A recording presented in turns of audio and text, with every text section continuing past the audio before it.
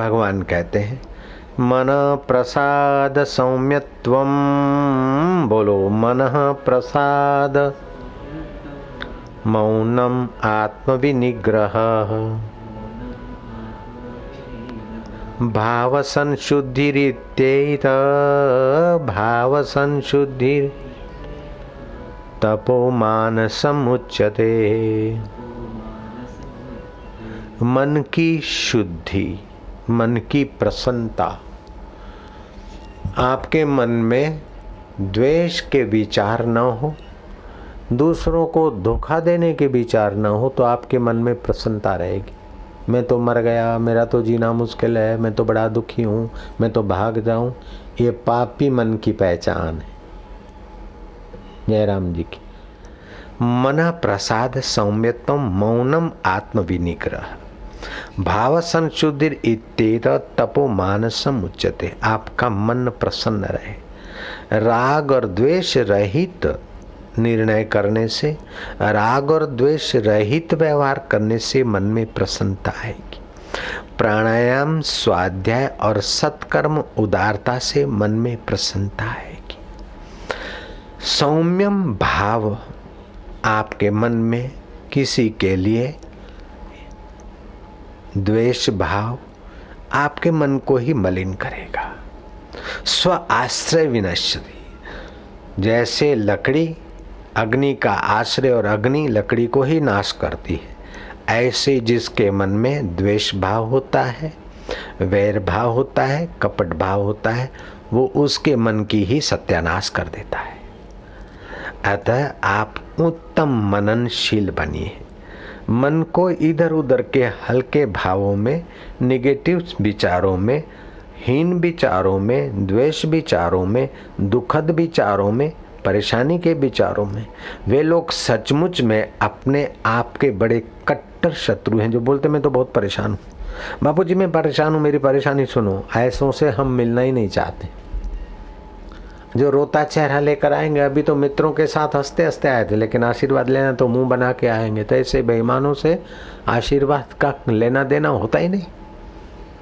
तो भगवान कहते हैं मन प्रसाद सौम्यत्वम, एक तो मन सौम्य हो।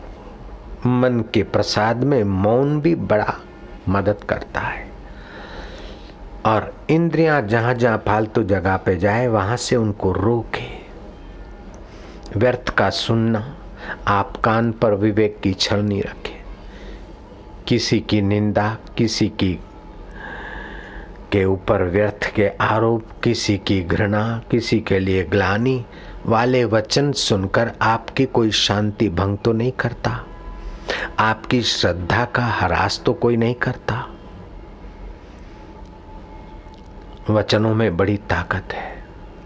एटम बम, विद्युत शक्ति, हथियारों की शक्ति, लट्ठों की शक्ति, बंदूकों की शक्ति से भी शब्दों की शक्ति ज्यादा प्रभावशाली है।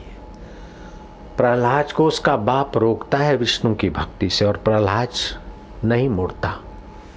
पहाड़ों से गिरवाया, लेकिन सर्वत्र मेरा हरि रक्षक है, रक्षा हुई। पानी में फिकवाया, शांत शवासन में पड़े रहे, डूबे नहीं, हरि की शरण चले गए, अंतरात्मा में शांत हो। जल्लादों से डांट करवाए, न जाने क्या क्या षंड अमर्क को उभार कर अभिचार मंत्रों से मरवाने की कोशिश की। अपनी बहन होलिका को प्रहलाद गोद में रखकर लकड़ी के ढेर पर बिठाया, चारों तरफ लकड़ी को आग लगा दी गई, क्योंकि होलिका को अग्नि जलाएगी नहीं, वरदान था, और प्रहलाद जल के मर जाए।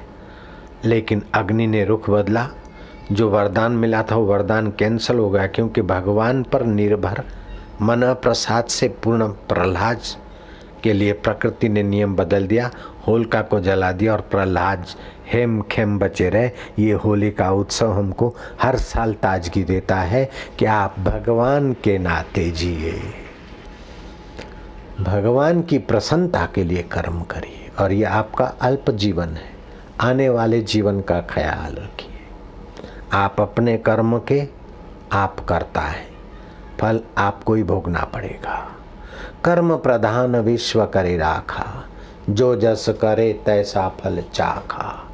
इसीलिए जो पहले के कर्म है, अभी का आपका शरीर और आपका माहौल है, अभी का जो आपके कर्म है आने वाली शरीर के और आने वाले जीवन की तैयारी है।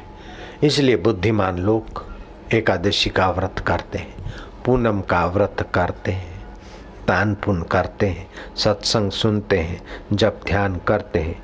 ये धर्म क्यों करते हैं? धर्म आपको इस शरीर में ही उलझने से उबारने की शक्ति रखता है। सितारों से जहां कुछ और भी है, इश्क के इम्तिहान कुछ और भी है। तुम्हारे में और भी कोई संभावनाएं हैं, उनको विकसित करने के लिए धर्म है। तुम्हारे में देवत्व छुपा है, उसको प्रकट करने के लिए उपासना है। और तुम्हारे में विश्वनीयता भगवान छुपे हैं, उसका ज्ञान देने के लिए तत्व ज्ञान है।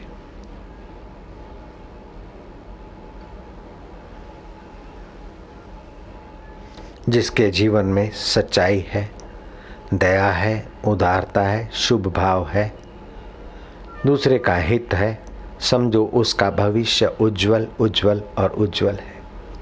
उसका मन प्रसन्न रहेगा, उसकी बुद्धि में बड़े दिव्य दिव्य भाव आएंगे।